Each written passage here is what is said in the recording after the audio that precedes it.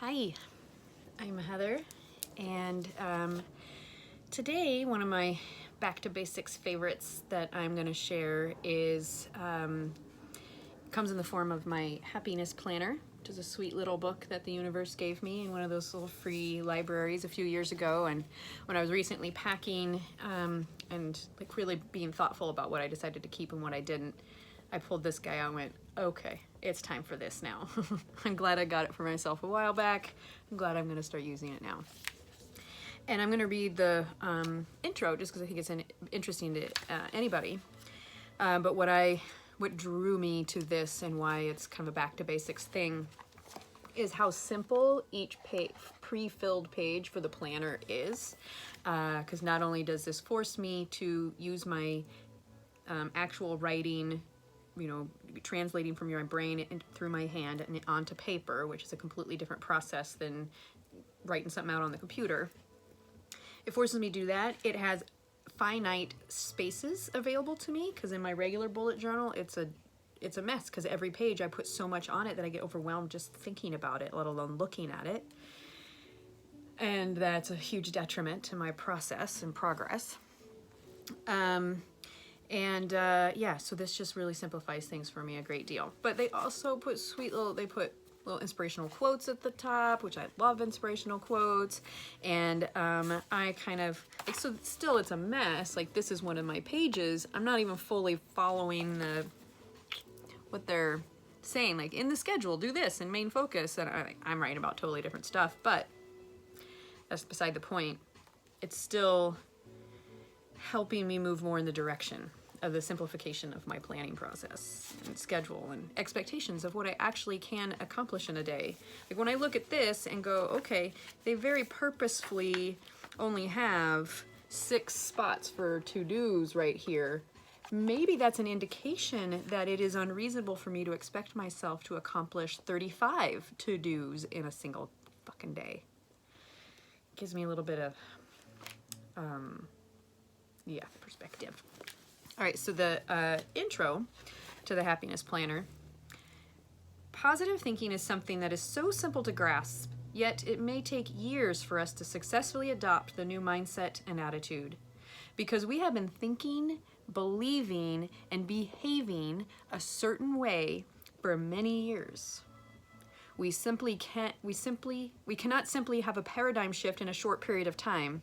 I disagree, but it's much more dramatic when you do a paradigm shift in a short period of time.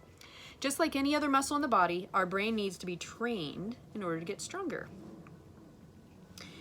This is why we built the happiness planner, because after all, what happens to you doesn't matter as much as how you perceive and react to what happens to you.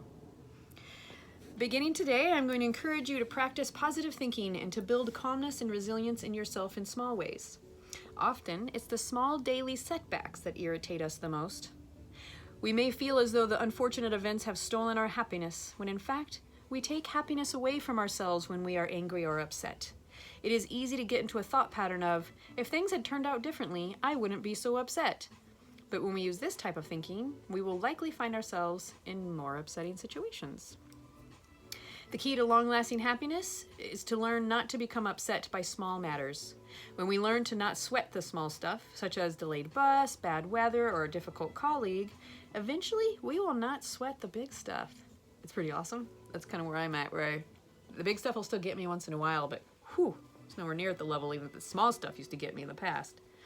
By doing this, we are not building our mind to become ignorant or permissive, but rather to be able to withstand whatever comes our way. Resiliency. Feeling resourced. Oh, amazing.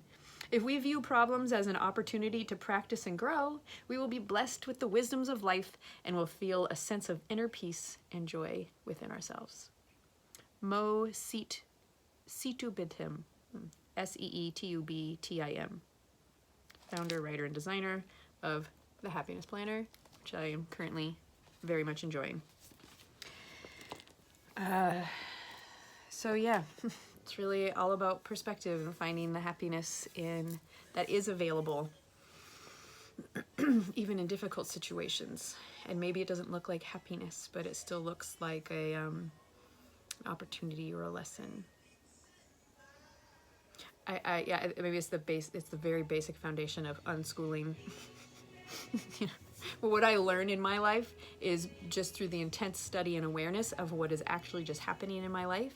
And then when things come up that I find interesting and I want to learn more about, then I go study that specific topic until I feel like, okay, I know what I want to know about this topic. Whether I feel like I'm now have a, you know, master's level understanding of it, which some topics that would be true, or if I just have a passing knowledge, that's enough. But it's all about perspective. The whole life can become a meditation.